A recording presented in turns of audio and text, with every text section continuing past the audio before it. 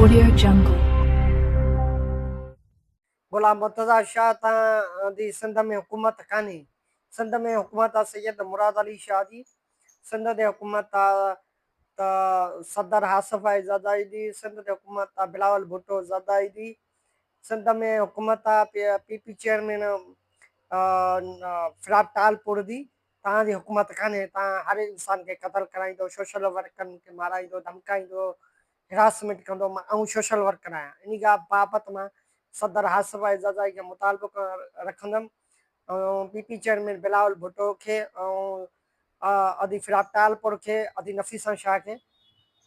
गुलाम मुर्तज़ा शाह के तो जाली शाह, डट जाहिल पीर के तो पाण खे मानन खे फुड़े तबाह करे ऐं उन्हनि घर तबाह करे छॾिया अथनि। गुलाम मुर्तज़ा शाह तव्हां थींदा केरु आहियो सोशल वर्करनि खे धमकाइण में? तव्हां ॾंगू भाना आहिनि, तव्हां माराइण, तव्हां हिरासमेंट मूंखे नथा करे सघो। गुलाम मुर्तज़ा शाह तव्हांखे का बि बादशाही कान्हे। तव्हांखे ना एम एन आहियो, ना एम पी आहियो, ना चेयरमैन आहियो। तव्हां पाण नौकर आहियो, कुता आहियो, हिकिड़ा कुता।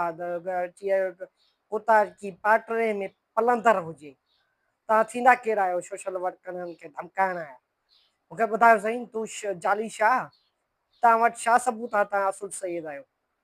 मिड़ई सदंदो अची नालो ख़राबु कयो थी वञे। ॿियो को हुजेव त नूटनि खां पटे तव्हांखे त ॿुधाए त तव्हां केरु थींदा आहियो सिंध जा वारस। हक़ हुजे तव्हांजी ज़िंदगीअ जे मथां।